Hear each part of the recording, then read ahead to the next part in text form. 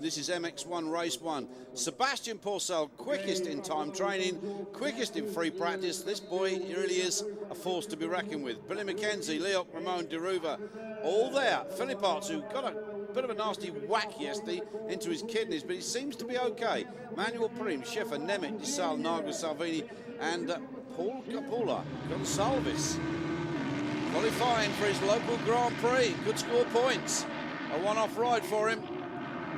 As here we go then, race 1 here in Agueda. This is round 3 of the championship.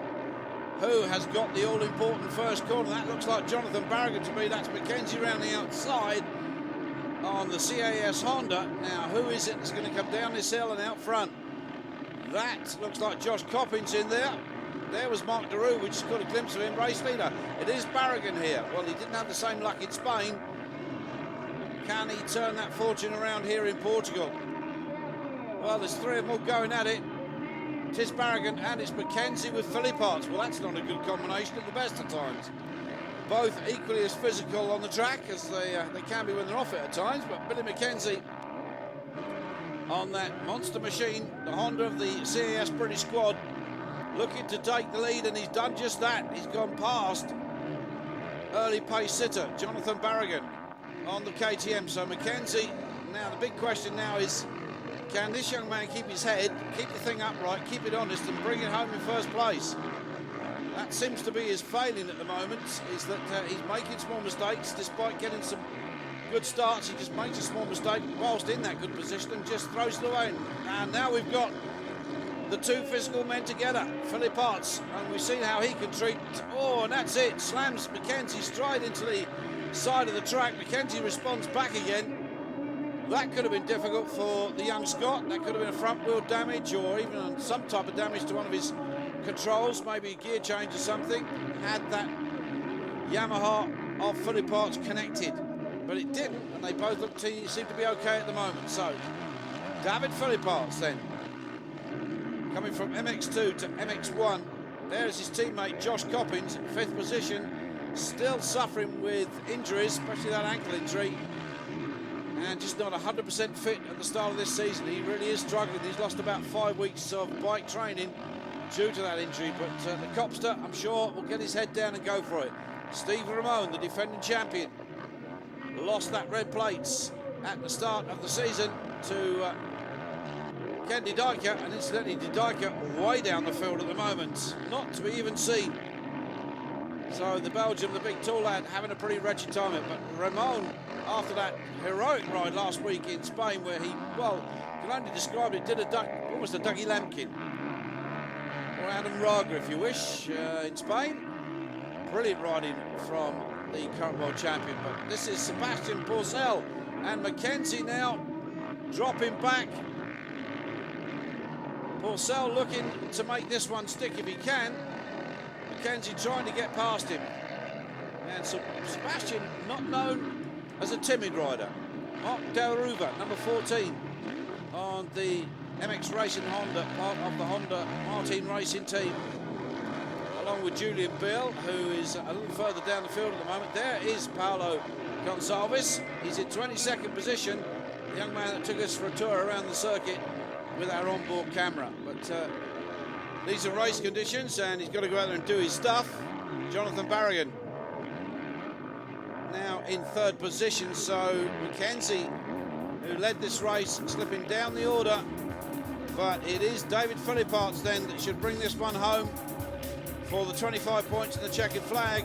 And, well, no matter what he could try and do, it wasn't enough. Porcel unable to catch that man out front, and look at PHILIPPAERTS clearly happy with that result. So he should be. Porcel, Barragan then rounding out the top 3, McKenzie and Coppins in 5th with Ramon Deruva and Tanner Leok on the Kawasaki in 8th place.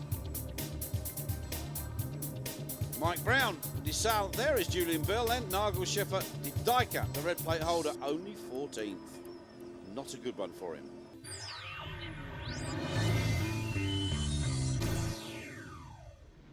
Here we go then, race 2 MX1 class, round 3 gets underway here in Agueda in Portugal to 27 degrees of sunshine, unlike last week.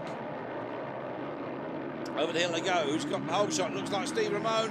That's Mackenzie taking that wide outside line. Somebody's gone down on a Suzuki, but he's picked it back up again rather rapidly. Now, that looks like Mackenzie, and that's Ramone. That's Mackenzie and Ramone then. Well, these two banging handlebars in race 1. Looks like they'll be banging handlebars again in race 2. There's the Frenchman, Sebastien Pourcel, second in race 1. He'll be hoping for something better here in race 2. I have a sneaky suspicion that we're going to see a change of the red plate holder before this race is done and dusted. Again, De Dijker not getting the best of starts. Steve Ramon leads this one, the Belgian, the defending and current MX1 world champion from last year. Mackenzie still in second. Pourcel up the inside in third. Mackenzie finishing, what was it, 5th in race 1. After leading for the best part of it, but losing just out at the end. 4th in actual fact, my apologies, he was 4th in race 1. So here we go. Who this time is going to see that checkered flag before anyone else? Mackenzie looking for the pass. Coming up the inside of Steve Ramon, the hero of the Spanish mud bar from last week. He looks so good. Look at this shot over the jump here from our trackside camera. Mackenzie hunting for a way through. Has he found it this time? Yes, he has. And cleanly, I hasten to add. Didn't feel the need to put his man into the fence. Oh, and here comes Philippaerts with his teammate Coppins. Well, are we going to see a remake of Valkenswaard between these two? Coppins coming off worse on that occasion. But David Philippaerts, the winner of race 1, up against teammate Josh Coppins, the two monster Rinaldi Yamaha men. And I can tell you one thing, Coppins, I think, will just let him go through simply because Philippaerts is on the gas here this weekend. And he's through. Coppins just outgunned in the corner, but he comes back at him. Josh said to me last week, I need to start winning, I need to be on the podium, I need to start scoring bigger points. Well, he lost the championship last year just by a freak accident in Lockett, but there's Mackenzie, of course, making a change of machines from green to red for this year with the CAS Honda squad. There is the 3rd place, there is 4th place. Looks like Jonathan Barragan, indeed it is Barragan, so race 1 for him. He came home in 3rd. We'll be looking for a good result here in race 2, but this is the battle for now for 2nd. Here comes the Frenchman, Sebastien Pourcel, the 23-year-old, of course, brother of Christophe Pourcel, the former MX2 world champion who crashed out last year in Ireland and still is not fit to race bikes. But I'm sure Christophe will be back in the near future, and we wish him a speedy recovery. So Seb Pourcel, his older brother, with GPKR Kawasaki Racing Team for this year. His teammate Kevin Strabus out of action for the next few Grand Prix after a thumb operation. Oh, and a problem there for De Dijker, the Tekka Suzuki man, in the pits with some problem. Not sure what it is. But there is Seb Pourcel out of my corner. Of course, the top 3 on the podium will receive pairs. Oh, Mackenzie's down. Race leader's gone down in the dirt. He's about to lose out there. Barragan comes past. And there is Philippaerts. So Mackenzie dropping down the order. So Billy not able to keep it upright. An opportunity blown there. He could have won this race. But now Philippaerts is about to sort of wreak some revenge on the guys in front. Meanwhile, Seb Pourcel has gone into the lead. This, if he takes it to the checkered flag in this position, will give him the overall result, but won't give him the red plate. Race leader, Sebastien Pourcel. This is the way he wanted to leave this Portuguese Grand Prix. Oh, and down goes Barragan. So that means Mackenzie moves up a position. Steve Ramone under pressure from Philippaerts. Whoa! And Ramone not backing off the throttle. Philippaerts looks across at him as if to say, I'm coming through. And he does. Bit of mental psych out there, I think.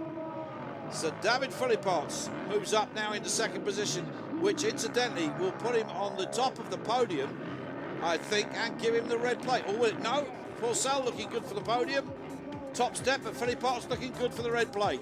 Calculations worked out very quickly here. Seb Pourcel will win race 2, take the 25 points to go with his second in race 1. That will indeed put him on the top step. But David Philipppaerts looks certain to take the red plate from Kenny Dyker. Checkered flag here in Portugal. It's a French victory, a GPKR Kawasaki victory. Philipppaerts confirmed second with his teammate in third. Just pinched it from Ramon on the last corner. Brown, McKenzie and Farragut de Ruva. McKenzie must be thinking it could have been better. But Seb Pourcel is the winner. 47 points, equal with Philipppaerts, who does indeed be confirmed as the new red plate holder. His teammate Coppins, third. Farragut fourth, Ramon fifth. Further down, you see James Noble, the young Brit there, and Marcus Schiffer, Julian Bill, and Utag Campano, Yamaha rider in 16th.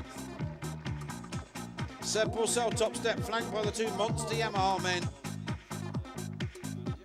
Coppins is back on the podium. That's where he wanted to be. Well, he delivered the goods, and he's got the prize.